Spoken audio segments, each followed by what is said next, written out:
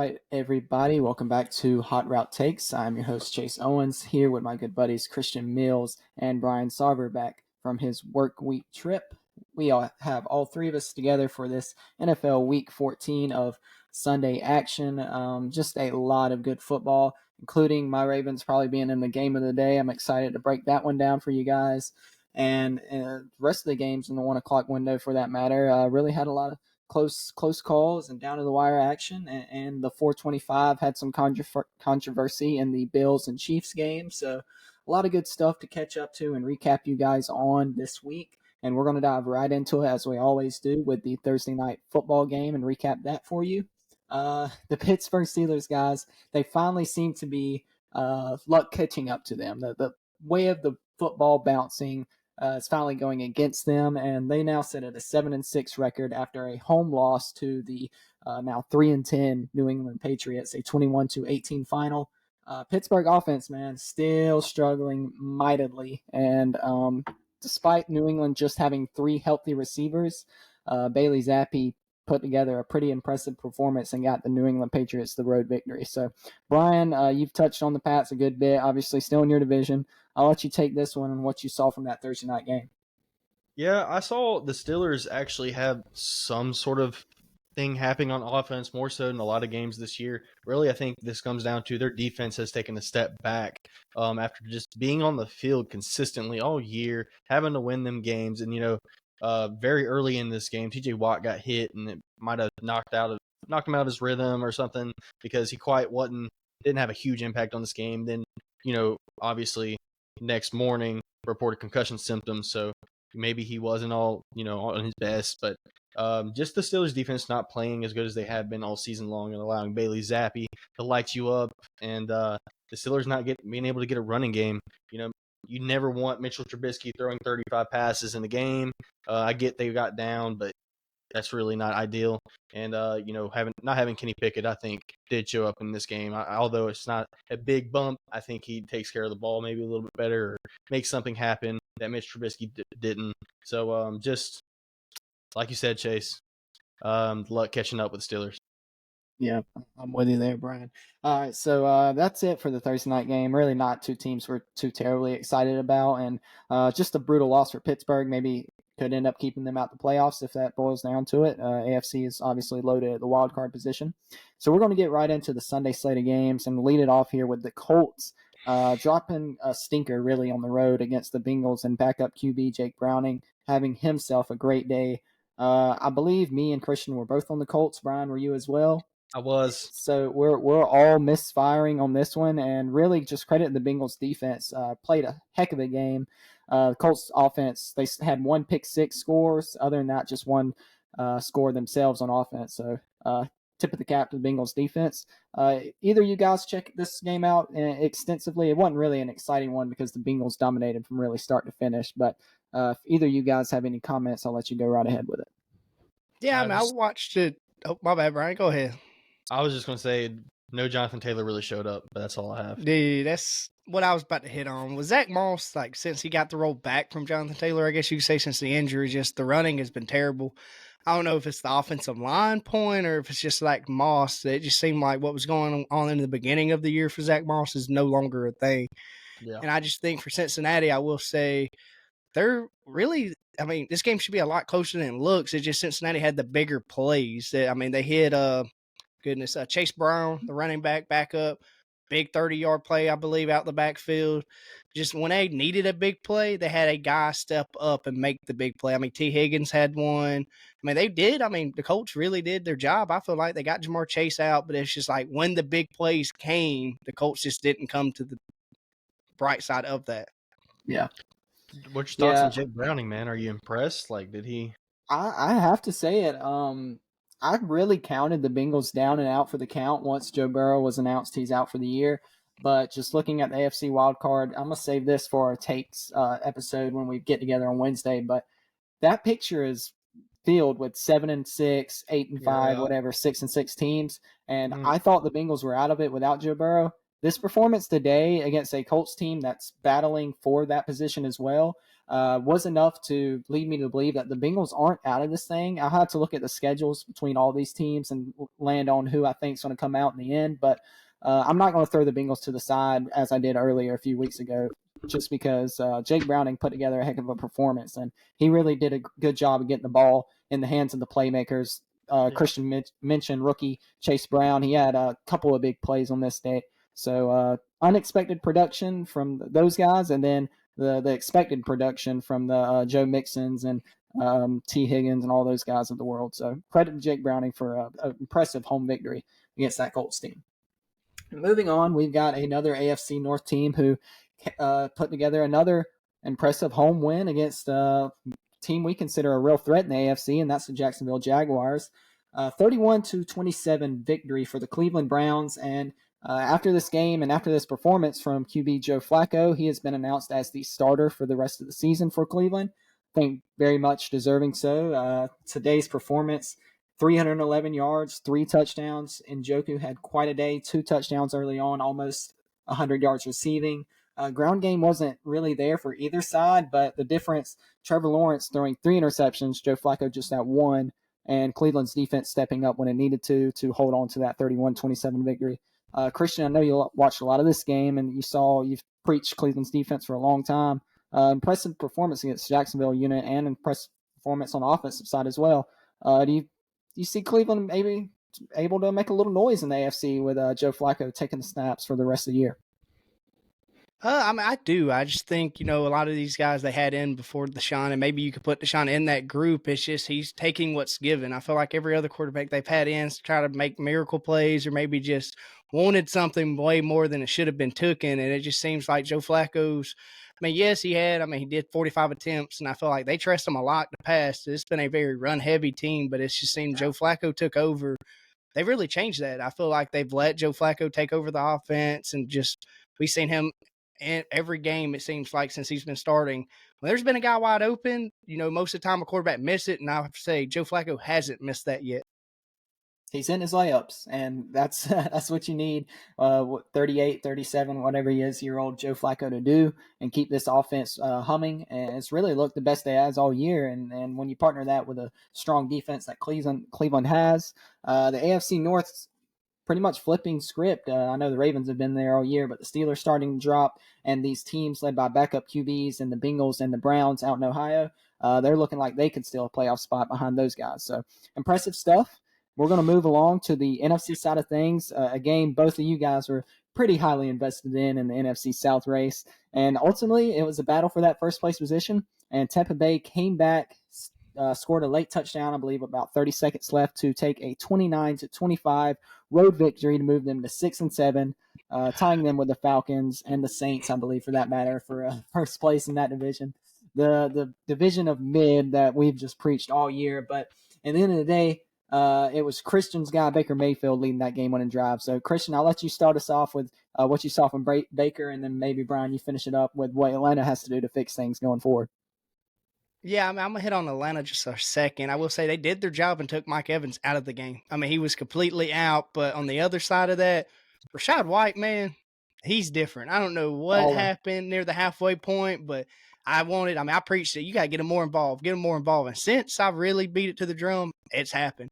Today he had 102 yards, but 25 carries. Chris Godwin actually had a good day for at least him this season. He had 53 yards, but I think just White really took over the game, and when they needed a big stop, Atlanta really shot themselves in the foot a lot this game. I'll let Brian talk probably more about that, but when they needed a big play, their defense stepped up to it and made the play, or you can maybe say Atlanta shot themselves in the foot with those big plays. Yeah, I I agree with you all the way, Christian. Baker Mayfield turning on late, respect to him. Did not have a good start to the game. I think he finished 14-29, but still credit to him being able to turn it on late in the game. It kind of shows the mentality that he does have. And also Rachaad White, man. I wish Arthur Smith would give Bijan carries like that. He had 25 carries in this game for, whopping 4.1 yards per carry, but he was eating, man. You got to give him credit. He did lose a fumble, but I agree with you, Christian. I think him being a part of this offense can take them places, man. He's a good player. But then on the other side, man, I'm going to tell you who's a good player. Drake London. Yes, Drake sir. London is a good player, man. Yes, sir. They got something there, and I think they got a trio here that can be awfully deadly if they get a quarterback in here that has some level of competence, and they just get Arthur Smith to come to his senses or get somebody else. Man, they got guys on this team. This Kyle Pitts, Drake London, and Bijan. That's a trio to work with right there, and I think everyone can see the talent. But Desmond Ritter, a pick and 2 lost fumbles in this game, 2 missed field goals in this game. I think the better team was Atlanta, but they just shot themselves in the foot one too many times and cost them the game. Yep, NFC South's going to be a fight to the finish, maybe a pillow fight to the finish is how these teams are playing. But, someone's got to win the division, and Tampa Bay really giving themselves the inside track with a much-needed road victory today.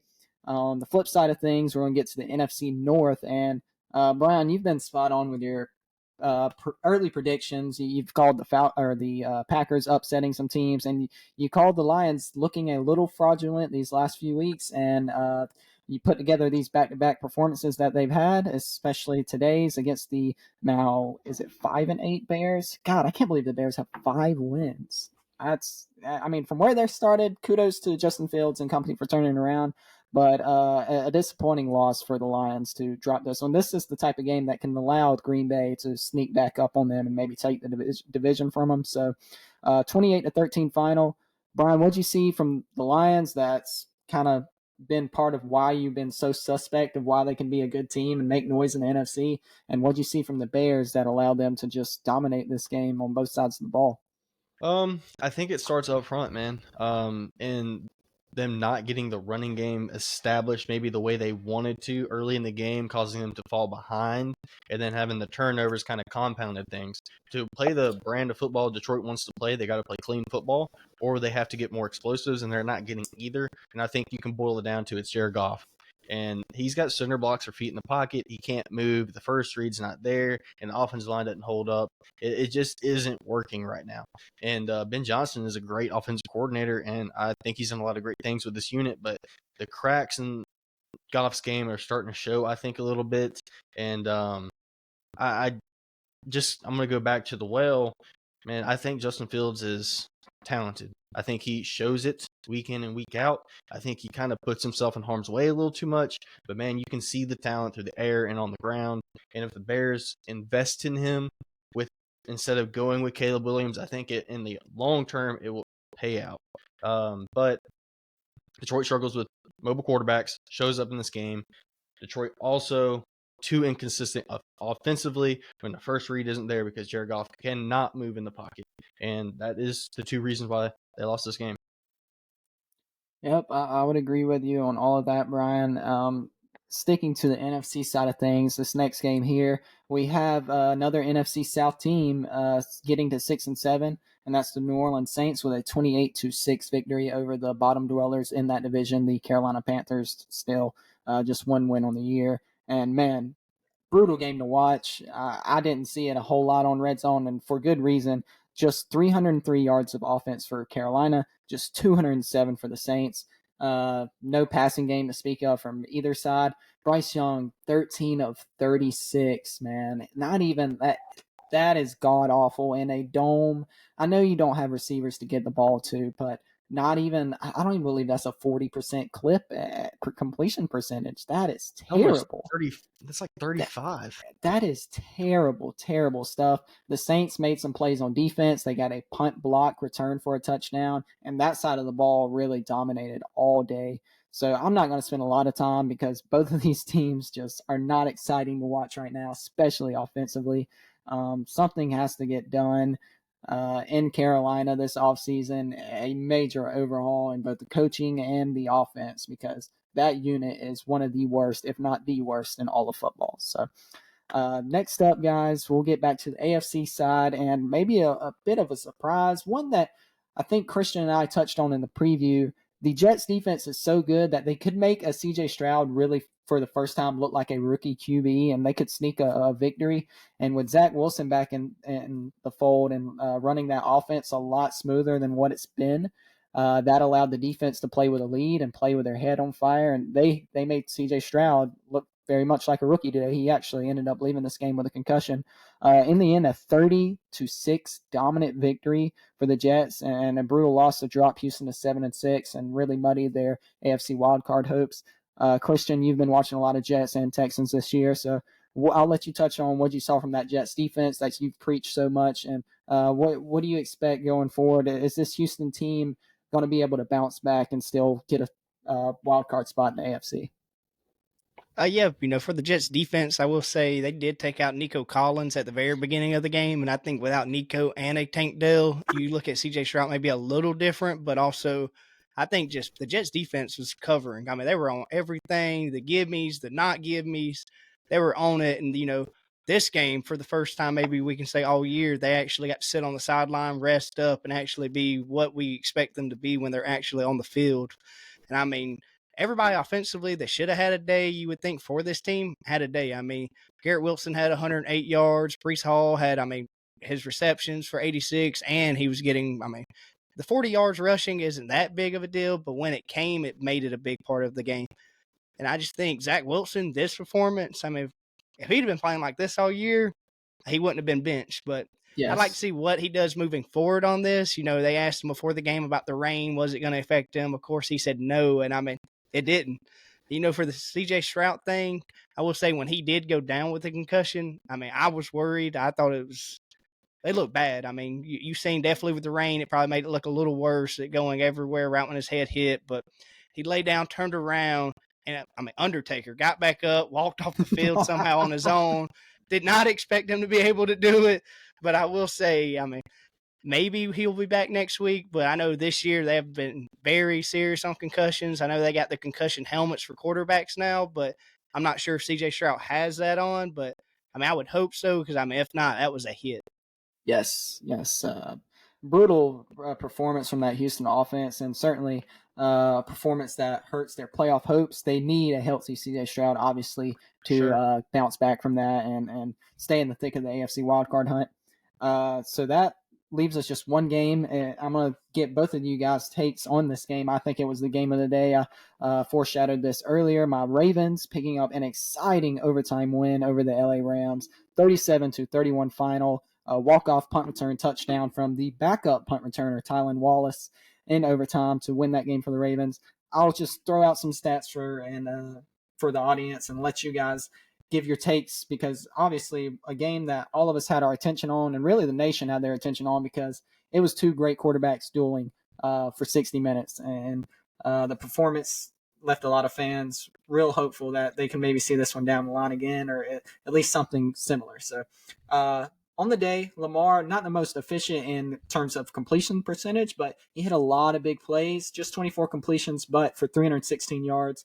Got OBJ, I believe, twice on a double move deep. One was a long touchdown. He ended up with 4 catches for 97.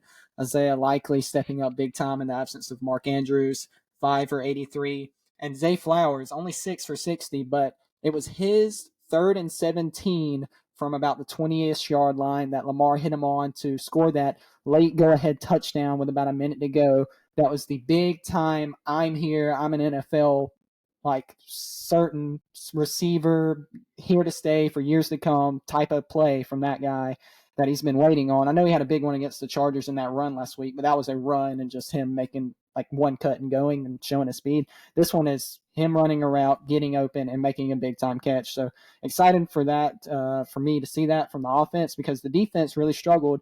Matt Stafford, anytime the Ravens had a blitz dialed up for him, this man checked into the perfect play. I'm talking, Matt Stafford is still so good, guys. He put together just chef's kiss performance, because he was on it all game.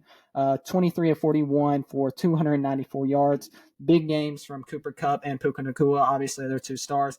And the running game, Kyron Williams, we preached him, very strong, over 100 yards. So it ended up being a shootout and a sloppy weather game. I didn't expect that at all with these conditions, but 2 really good offenses. And in the end, the Ravens make the special teams play to win this one. So great game to watch. I'd love to hear either of you guys, or both of you guys' takes for that matter, and what you saw from each team in this ball game.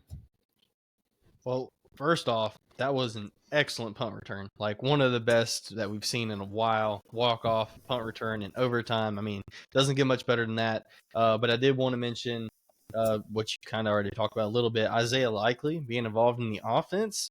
5 Yes, catches, sir. 83 yards, 54 long in this game. Just impressed that guys are stepping up. That's what's happening here. You see Beckham, he's doing what he's been paid to do. Maybe not a long-term staple in this offense, but this year, certainly, he's going to be critical going down the stretch. He's got to stay healthy and continue to perform like he has the last couple of weeks. And, Lamar Jackson playing all-around game, almost 400 yards offense. Very impressed. But like you said, Stafford, man, there was some drops late in the game that hurt. Yes. Really hurt. But Stafford was dealing, man, all game. This Cup Puka Nakua combo is lethal, and I Yes. really think the Rams could be a lot better next year. They got some Yes. draft picks. I know their cap isn't ideal, but they can add a little bit to this and clear up some of these blind spots on the roster and really be a competitor next year if Stafford can stay healthy. That is. Yes.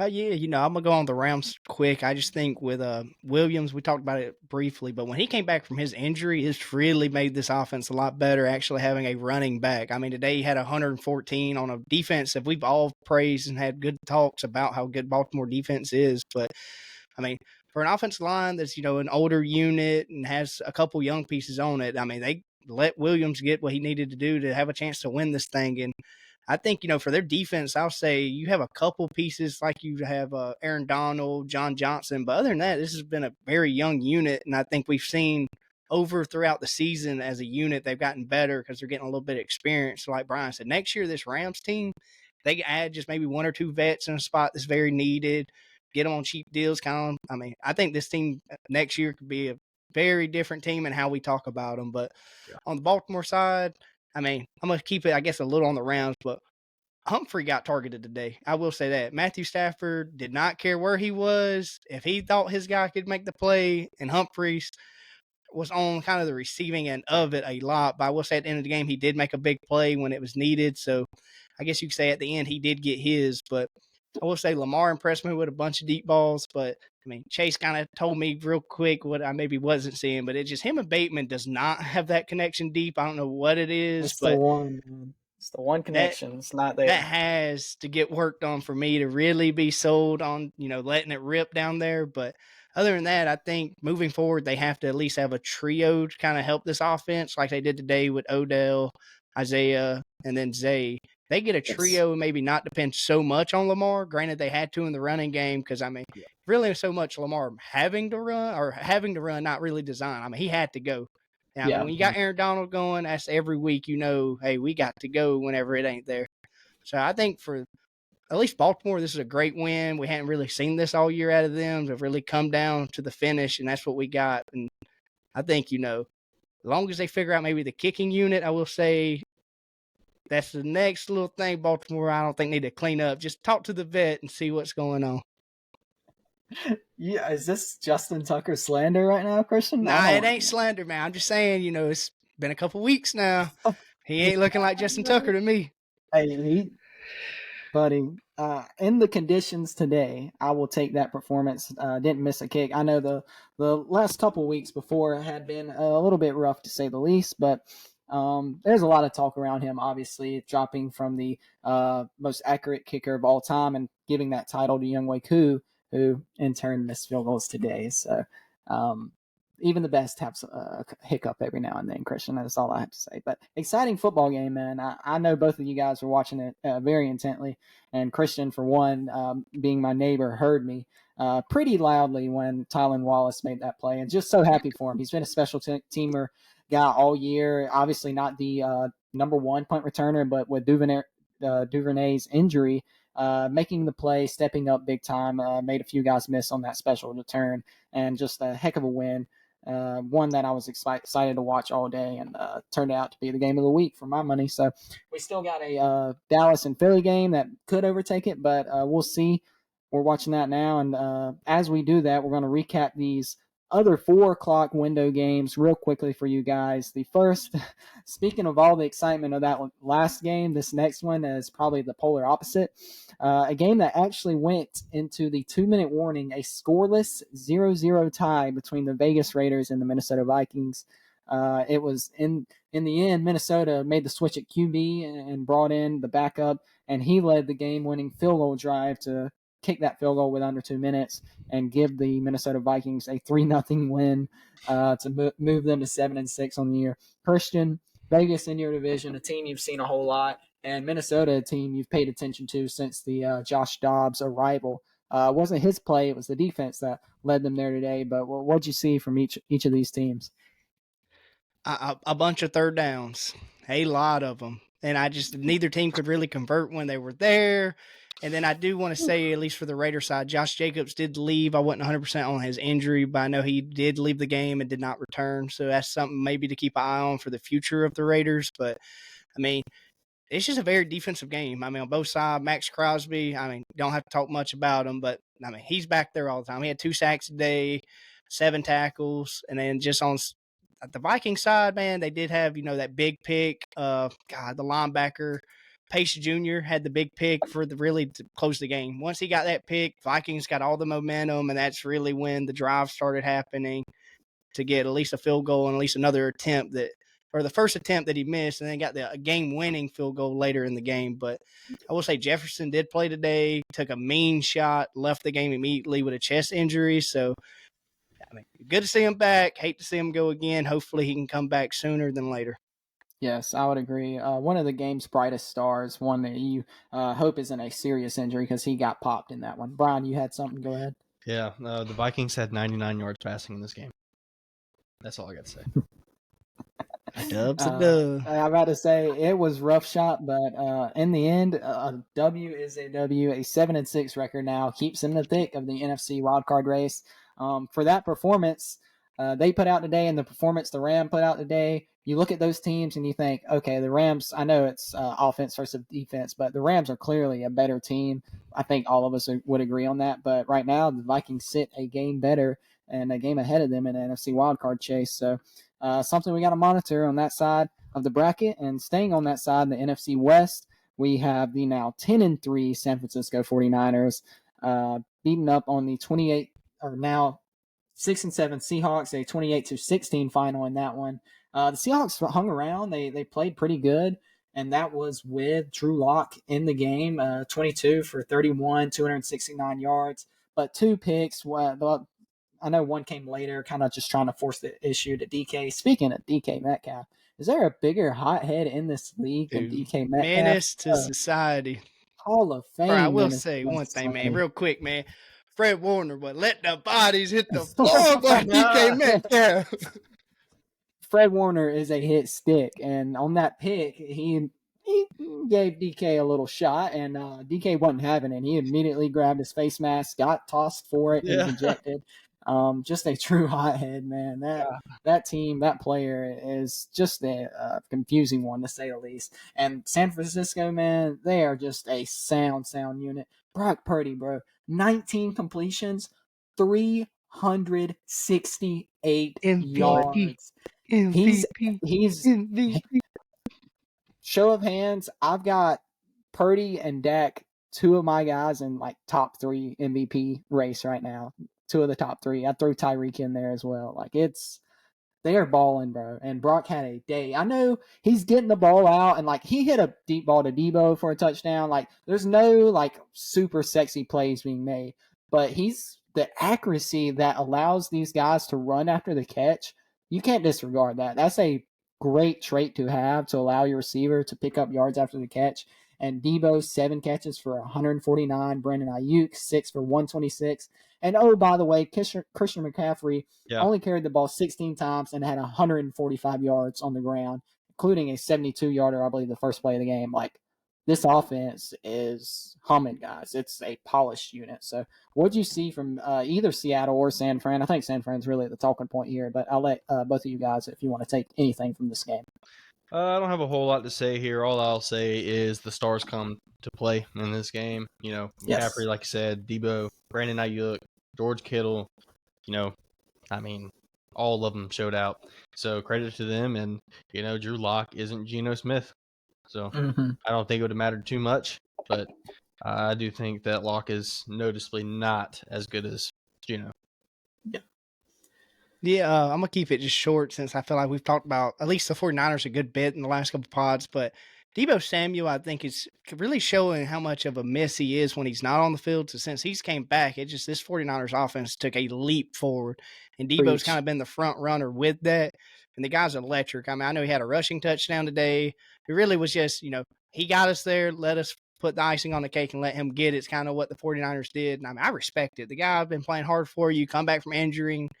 And I just think, last thing on DK Metcalf is on the bench when he went over there. The thing you put your helmet on the bench. He shattered one of them things. I mean, demolished it. Probably a fine coming, but I love seeing it. I do, man. You can't say the guy isn't competitive. That's for sure. Maybe harnessing a little bit of that temper that he has, because it obviously it's going to cost his pocketbook this week with that action. So a little unfortunate to see, but nothing we're not too surprised with DK at this point in his career. So next up, guys, we've got. I'm sorry to do this to you, Christian. Your Chargers. I know. I'm going to force you to talk about them. Your guy Justin Herbert. The big news from this game, he went out with that finger injury. Didn't play, I believe, the whole second half. 24-7 loss at the hands of the Denver Broncos. Denver's defense really just having their way with your Chargers. Hopefully, this is the one to, as Brian's changing into a Denver jersey. Is that Sean Marino? Yeah, it is. God, what a pull from that one. Yeah, Christian, I'm sorry. You gotta, it's a tough year for you, man. I'm not gonna put salt on your wounds. I'll just let you vent. This is a safe place. This is a therapy session, man. Get out what you need to get out about your Chargers because I know it's frustrating. Our offensive line forgot how to play football today, it seems. Justin Herbert went down with another hand injury. 0 for 12 on third down. That's really all I need to say. Kellen Moore is a fraud. Cheapskate was the problem in Dallas. Politely, heads up, a word's going to be used that people probably want to hear, but he is ass. He's dog shit. Kellen Moore is terrible. Fire all the coaching staff, defensive coach's ass. I think we just need to bring in a whole new unit, fire the GM. Quentin Johnson led, the team in receiving. He did. I'm happy for him. Could have had Zay Flowers. Hell, we could have waited till the fifth round and got Puka Nacua, and he would have been a better player. But, then, icing on the cake is let's split the running back carries. And at the end of the day, the only one that did anything was the guy, Austin Eckler, that hasn't been doing anything. So let's maybe keep our playmakers out there because I don't think they're the they're the problem. Maybe it's the play calling that's maybe helping, not Austin Eckler being Austin Eckler. But, I mean, Justin Herbert, honestly, I think you just sit him the rest of the year. You sit Keenan Allen the rest of the year. I think you just put all backups in and just, play out the year. Get a better draft pick at this point, right, Christian? Oh, yeah. I had to let you. It's been a long time building. He's voiced his frustrations on this pod before with the head coaching, especially. But, this type of performance at home against this Denver Broncos team, who is still – it's not for any of our money a great team, but they're sitting at 7-6, and they picked up a needed win to stay in the AFC wildcard chase. So credit to them. Last up, guys, we had probably the most anticipated 4:00 game of this week. It was the Buffalo Bills traveling to Arrowhead, and it was really something not many people predicted, and more of a defensive battle for the majority of the game. Buffalo was leading this one 14-0 for quite a bit of the first half. KC finally gets on the board. Rashee Rice having a good day. But in the end, Buffalo kicks a field goal to take a 20-17 lead. And when KC has the ball late and they look like they're about to go down and at least tie the game, maybe even take the lead, quote unquote, they do take the lead on a big touchdown play. Pat hits Travis Kelce and makes a heck of a lateral. Was it to Tony, I believe, across the field? It was to Tony. Yeah, it was. And the talking point around the NFL landscape right now is the touchdown that wasn't, because that came off the board because of a penalty on Tony pre-snap. And that wiped it off, set KC back in the chains. They got to a 4th and 15. They don't convert. that's the ball game. Buffalo walks out of Arrowhead with a much, much needed win to get them to 7-6 and stay in the AFC wildcard race. And KC now dropping back-to-back games, fall to 8-5. It's really, I'm not trying to jump the gun here, Brian, for both of our sakes, but it's really looking like a two-horse race for now the 1 seed with Jacksonville and KC falling back-to-back games. We got my Ravens at 10-3, your Dolphins at 9-3 playing tomorrow night. We both have the upper hand in a 1 seed chase now, and brutal loss for KC, brutal ending to that game. So I'll let both of you guys touch on what you saw from the Bills and the Chiefs. Well, the Chiefs receivers are just finding new ways to screw them over every single week, and it happened again this week. I mean, it just at some point it's got to ease up, man. Like these receivers got to stop losing games for this team. Although I will say Rashee Rice played a good game, continuing to be the lone bright spot in that receiving room. Other than Travis Kelce, of course, but no Isaiah Pacheco hurt. Yes. I think that shows up big time in this game because like nothing on the ground. He's kind of been their drive starter at times, tone setter, physical presence. They didn't have that in this game, and they just didn't do anything in the first half. Although made some nice adjustments, came out in the second half, and were able to put up some points and make it a good game. But credit to the Bills and company. A lot of adversity that's been thrown at them recently, and they continue to go out there and play. That last week, that was a gut-wrenching loss. That could have broke you as a football team. And they came out, beat one of the best teams in the NFL, regardless of anyone's opinion on the Kansas City Chiefs. Really nice performance by Josh Allen. He did have another boneheaded pick, but, death and taxes and Josh Allen boneheaded picks. It's just part of the game for him. But he played well, and they won the game. Credit to the defense, credit Sean McDermott. Although officiating, I mean, that was kind of ticky-tack, splitting hairs. But, yeah, it happened. They threw the flag before the touchdown. It is what it is.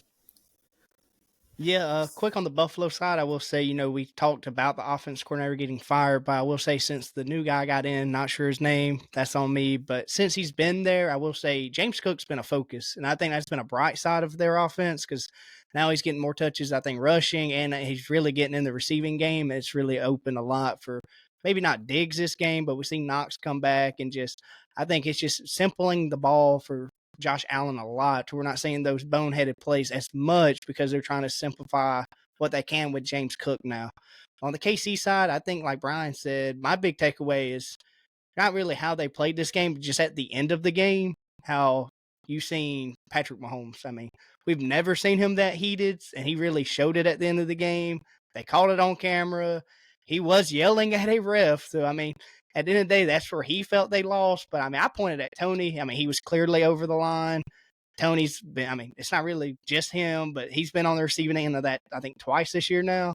And it's just these wide receivers each week. I don't know what they do in their meetings. It's just like, what can we do this week to really just blow this game and nobody will think it's really us? But I think Patrick Mahomes, I'll be interested to see what he says in his interviews, definitely tonight, next week, definitely moving forward to see if he's going to be able to hold everything in or eventually it's going to explode.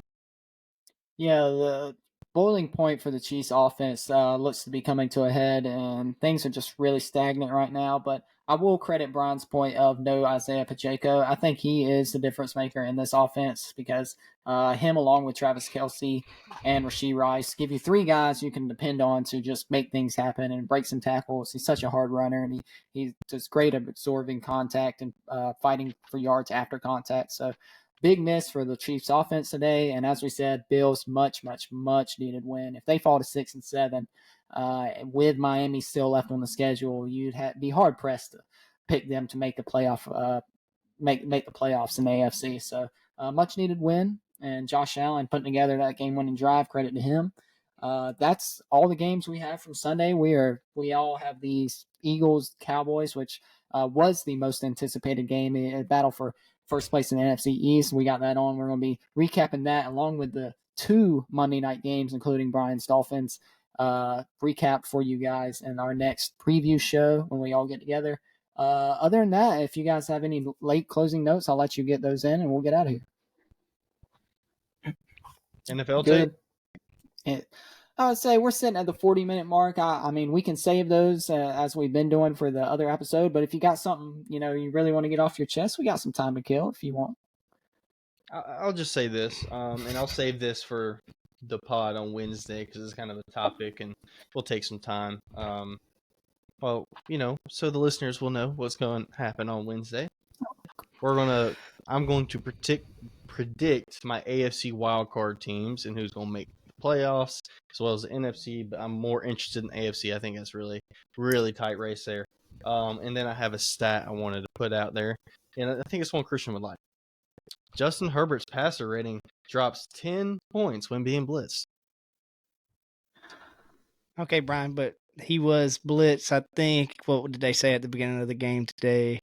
It's like 67 dropbacks, blitz, and he got sacked for the first time today. So I just think my big argument to that is, Mike Williams is really all we got out there. Now, that's my argument to that. Nobody else has been a shining star. I understand Justin Herbert. That's what I said. He's the only thing out there. And they're double teaming him every play. So that leaves you with Austin Eckler's been banged up, Quentin Johnson that can't catch, Guyton came back for the first time in like a year and a half. And then you're sitting there looking at, practice squad guys. So, that's my only argument. Kellen Moore's offensive system. It's a new system. So I think you're going to have some hiccups in it. So I get what you're saying, Brian, but what you need to be more focused on is your apology to Brock Purdy and what you said, a couple episodes ago about him. Today he just put the icing on the cake being better than Tua. I think Brock Purdy is better than Tua.